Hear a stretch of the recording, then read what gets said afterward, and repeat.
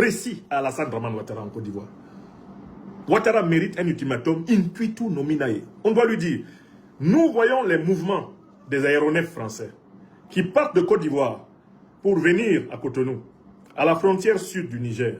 Nous voyons les mouvements des groupes de terroristes qui partent de Côte d'Ivoire pour se positionner autour de l'AES, à la frontière malienne, à la frontière burkinabé. Nous voyons tout cela.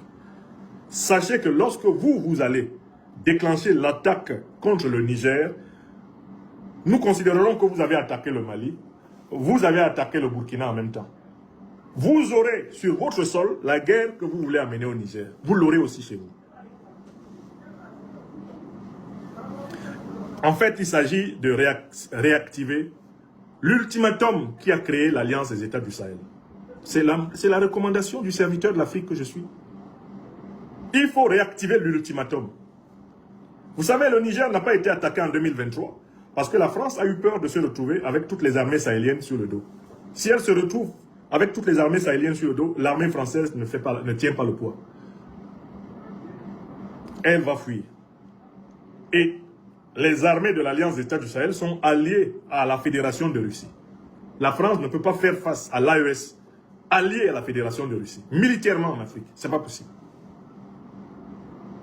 La Côte d'Ivoire de Ouattara, l'armée de Ouattara ne peut pas. L'armée de Talon ne peut pas. D'ailleurs, il n'a même pas été capable de mater sa propre armée. Il a fallu les bombardements français pour que Talon revienne au palais présidentiel. Donc, il est temps que l'Alliance des États du Sahel réactive l'ultimatum. Il est temps que l'Alliance des États du Sahel, de mon point de vue, refasse ce qu'elle a fait en septembre 2023, quand elle a dit, et le président Assimi Goïta a témoigné de cela, si vous doutez de notre détermination, essayez d'attaquer le Niger. Vous allez voir. Je pense qu'il faut réitérer ce message. Il faut redire aux néocolonialistes français, à leurs alliés européens, à leurs vassaux au Bénin, en Côte d'Ivoire, leurs vassaux dans tous les pays de la CEDEAO, il faut leur dire, à l'instant T où vous avez attaqué le Niger, tous les pays qui sont base arrière, à partir desquels l'armée française opère autour de notre territoire, nous entrons là-bas. Quand Ouattara va savoir que s'il attaque le Niger, il a l'armée malienne en route vers Abidjan, quand Talon va savoir que s'il laisse la France attaquer le Niger à partir de son territoire, il a l'armée nigérienne, l'armée burkinabé en route vers Cotonou, ils ne vont pas bouger. Ils ne vont pas bouger. Car la puissance limite la puissance. Et si en plus les grands alliés du monde multipolaire, notamment donc la Fédération de Russie, sont alertes et conséquents, l'attaque du Niger n'aura pas lieu. L'armée néocolonialiste française continuera d'utiliser les groupes terroristes derrière lesquels elle se déguise. Il faut lancer un ultimatum à tous les pays africains qui ont des bases militaires françaises, réelles ou cachées, à partir desquelles l'armée française va tenter d'attaquer l'Alliance des États du Sahel pour leur dire, si vous servez de base militaire à la France pour attaquer le Niger, la guerre sera chez vous. Mais c'est la solution que l'Iran a appliquée aux pays du Moyen-Orient qui ont donné des bases aux États-Unis pour l'attaquer. L'Iran a dit, je ne vous attaque pas. Mais comme on m'attaque à partir de chez vous, je suis obligé de répliquer à l'ennemi chez vous. Et l'ennemi chez vous, ce sont vos dirigeants et ce sont les puissances impérialistes et néocolonialistes occidentales. C'est tout. Est-ce que vous comprenez?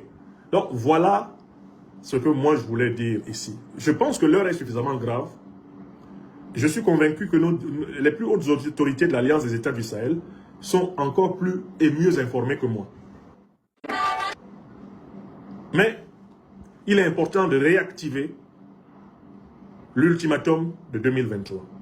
C'est l'ultimatum de 2023 qui a sauvé le Niger de l'agression militaire de la France à travers la CEDEAO. Si le Mali et le Burkina ne s'étaient pas levés, le Niger aurait été dépecé. Il faut réactiver cela.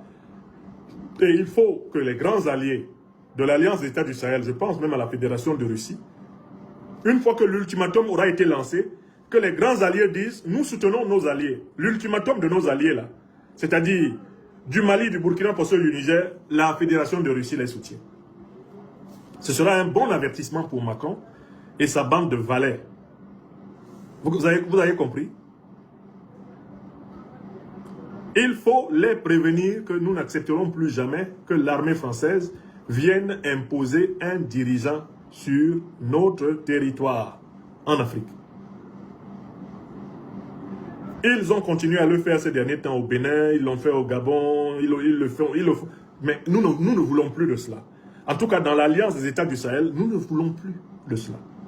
Et il faut, je pense, leur réitérer que s'ils attaquent le Niger, parce qu'ils sont en train de vider leurs ambassades au Niger, puisqu'ils préparent une attaque contre le Niger, qu'ils sachent que tous les pays sahéliens et l'écrasante majorité des peuples africains ne sont pas pour accepter cette attaque. Et les pays africains dont les dirigeants auront permis cette attaque seront les cibles légitimes de la défense de l'Alliance des États du Sahel. Voilà, en ce samedi, ce que je voulais dire en ma qualité d'Africain.